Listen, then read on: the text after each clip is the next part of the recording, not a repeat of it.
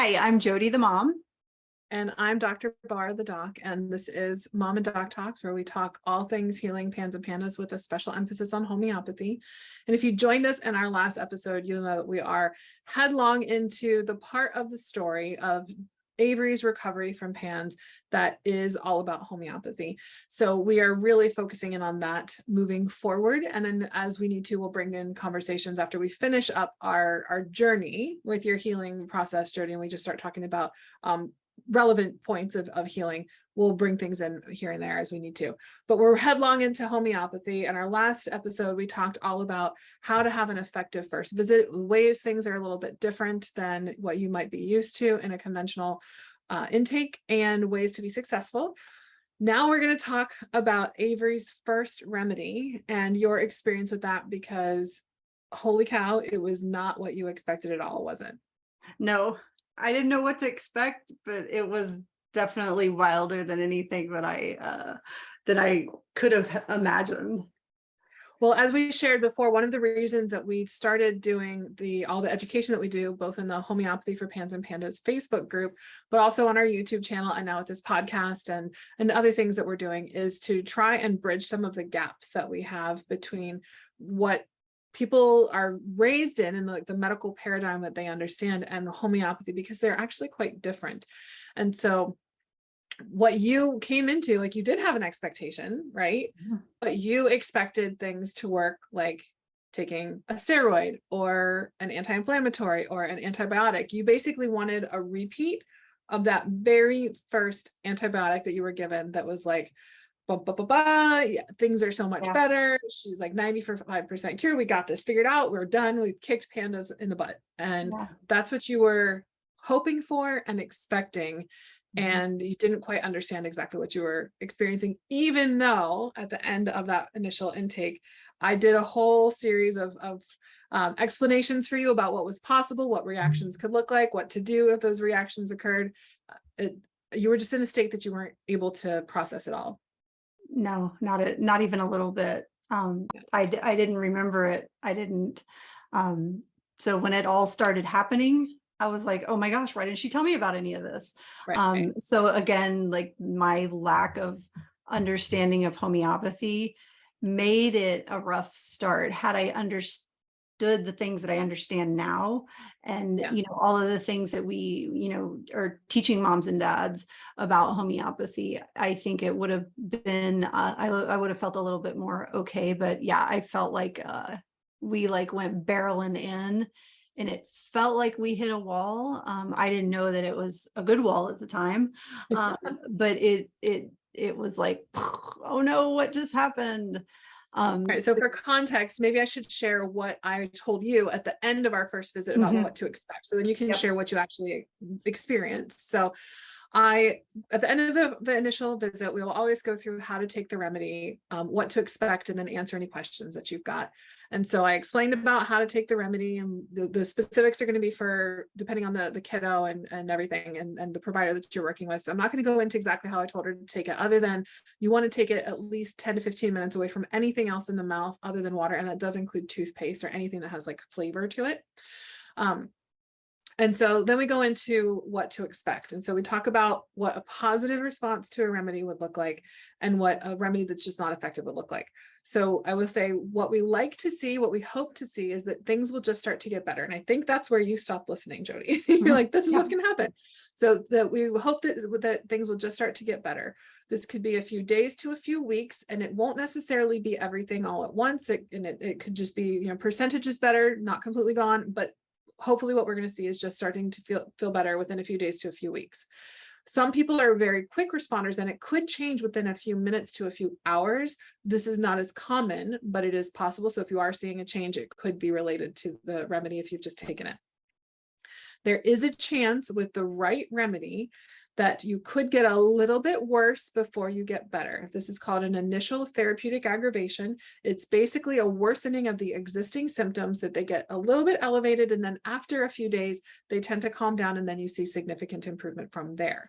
And so if you see this, it's actually a really good sign, even though it feels uncomfortable. If it does happen, you can always reach out, and I can give you some guidance on if you want anything we might want to change as a result of that.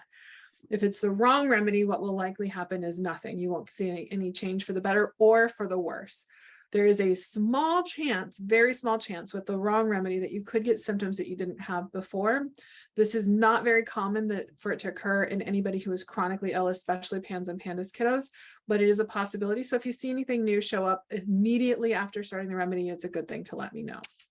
And that's basically the description that I gave you about what could happen with a homeopathic remedy, and then asked you if you had any questions. And I think that the reality was that you were exhausted from a 3-hour intake, confused about all of the things that I had said that were different than what you wanted to hear, or maybe not confused, but just like tuned out, that I don't think you asked many questions other than something maybe related to the protocols that you were already on and using them simultaneously.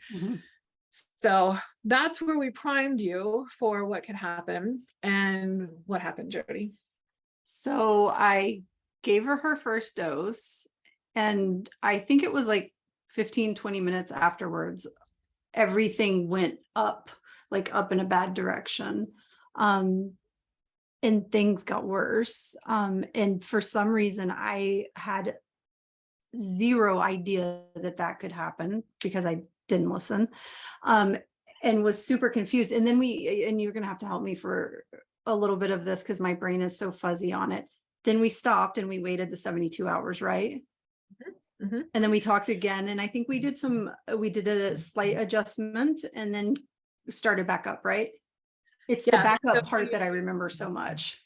Yeah, we had you wait a little bit to see if it would pass. And then once it passed and things were starting to improve, we had you start again, because some people, once they have an aggravation, they don't aggravate to future doses. And so we had to experiment to see if that was possible, because obviously taking something once a day is much easier than taking it at a random schedule. And so we tried that. Things actually aggravated again. And then you like stopped. Okay, wait. And things got a lot better. And by the time we followed up at our next visit, you said things actually were so good for like 2 weeks, where things were not gone, but things were better. And in the last couple of days, they've started to get worse again. And we had talked after that worsening with those two doses in a row. We talked about switching to what's called as needed dosing. So basically, when we see that the improvements start to wane, that we would give a dose then to stimulate the healing process again. And you were at that place that it was time to give another dose, but you hadn't connected with that. And so you're like, I don't know what to do. This made her so much worse. I don't want to give it to her again. So what do I do? And I had to talk you through giving it again. But we're getting into the first follow-up, which is, it's relevant, but I think what I remember the most is after we gave the 2 doses, and she like really just almost went to, so her symptoms weren't worse than they had ever been. It was exactly the same. But normally Avery would have she would have some control, like she could keep composure around people. And I remember at that time, she like turned it in the direction of Billy, my husband, and was the same thing that she had done to me, but to him.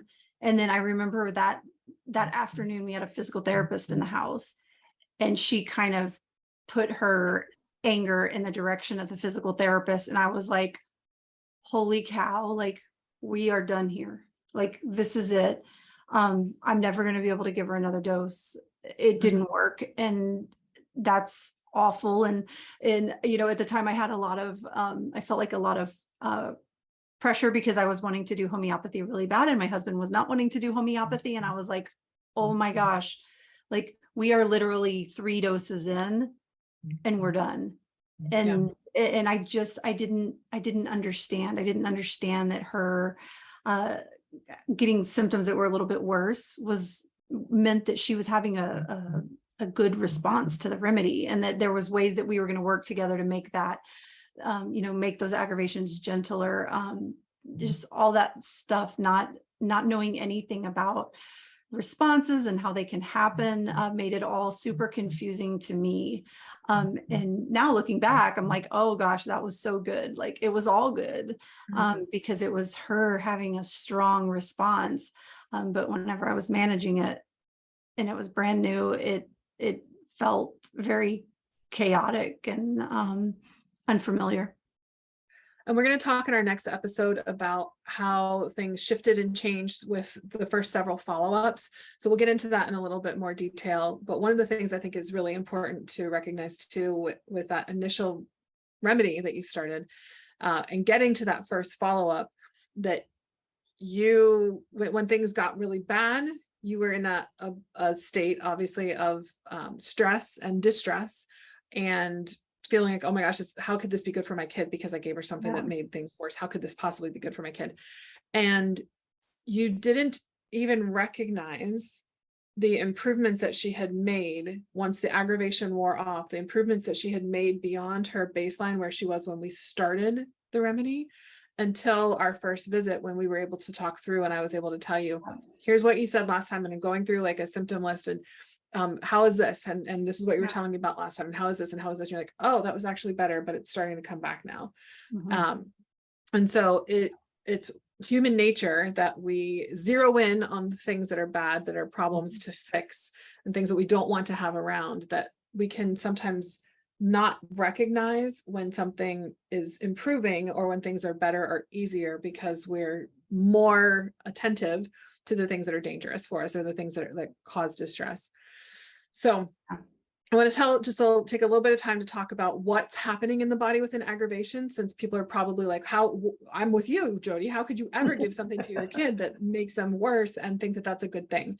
So with homeopathy, we're giving a very small dose of a medicine or a supplement substance found in nature that, when given to a healthy person, could cause symptoms that are similar to what somebody is experiencing in their unhealthy state. And so what we're looking for is actually the secondary response. And so let me pause for a minute to talk about primary and secondary responses.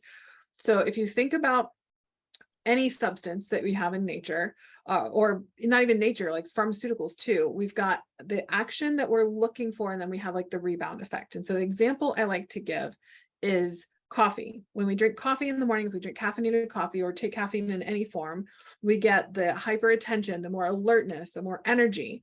That's the primary response. The secondary response is the body reacting to that external force and overcorrecting. And so we end up fatigued and weary and like maybe not as attentive. And so with homeopathy, what we're trying to do is give a very, very, very small amount of something that could cause a primary response that's similar to what somebody's experiencing. So rather than getting that primary response, we just get that secondary response. We give that enough of a nudge that the body says, oh, okay, here's what it is. And we get that secondary response. Kids with PANS are so sensitive that they are a little bit more sensitive to that primary response. And we always do what we can to reduce and eliminate that aggravation, where it's just a worsening of existing symptoms because they're getting more of that primary response, even from a very small dose. And for some kids, unfortunately, Avery was one of them, that it's just not possible to avoid that. With Avery, she ended up needing, we learned over time that she needed to have a little bit of that aggravation, that primary response, for her body to be able to mount the secondary response, which is the healing response that we're looking for. And so that's what's occurring in the body when we are taking a homeopathic remedy and getting a little bit of an aggravation. It's just the existing state that is similar to what the substance can cause, and the substance adding a little bit more of that to it in the primary response. And it happens too with conventional medications. If you think about it, we get the primary response for pain medication, of pain reduction, and then we get the secondary response of rebound, worsening headaches, or whatever you're taking the pain for. And so hopefully that makes sense. Jody, I think this is actually the first time I've talked to you specifically about this. Is that something that makes sense? It does make sense. I think it made a lot more sense to me. And again, going back to all the things that I didn't know, like I didn't understand what we were doing with homeopathy. I thought we were going to give her a remedy and the remedy was going to do something. I didn't understand that, like, I knew that we were going to try and heal her body, but that's also what my mind told me we had been trying to do. I didn't understand at that time that Avery's body was going to work through this process of healing, and the homeopathy was just going to nudge her along the way. So at some point down the road, you explained to me, like, each time we give her a dose, it's the nudge. Whenever we, when she has an aggravation, it's just a harder nudge. And all of it's nudging her body in the direction of healing. And having that understanding also would have made it feel less scary and less like it wasn't working. It was just a hard nudge instead of just a nudge. And so again, I go back to like all of the education that's available, where you have the ability to learn about what a response is, and all the different type things that can happen getting started. But yeah, no, it makes sense. And that analogy of a nudge versus a hard nudge is also what we had to talk through when we wanted to recognize that you can't just push through it, right? How many PANS moms are like, you might be used to Herxheimer reactions, and people might be thinking, oh, is this a Herxheimer reaction? It's actually not a Herxheimer reaction that you're experiencing, because that's a physical response to toxins that are being released from die-off. And so this is not a Herxheimer reaction. It's, like I said, it's just a little bit more of that primary action response that you're getting that matches the symptoms that you're currently experiencing. And so the reason that we don't want to like dose again and again and again is because if you give a hard nudge and then another hard nudge and another hard nudge, you're just going to knock somebody over. They're not going to like pick up and get going at the pace that they can handle and they can sustain. So, all right, Jody, is there anything else that you want to share about your first remedy and the experiences you had? Any encouragement that you'd want to give to somebody who might have just heard what you shared and said, wait, I can't handle an aggravation at all? Yeah, I don't. Aggravations are they're what you're already doing, right? Like looking back at Avery's aggravations, I was already doing those things. There was no like, she didn't go from having yelling, screaming rages to all of a sudden she was kicking holes in walls and punching people like that. It doesn't, it's not like that. It's the same thing. It just kicks up, and it's what I was already managing. So I think it's more stressful because I felt like I was causing it by giving her something.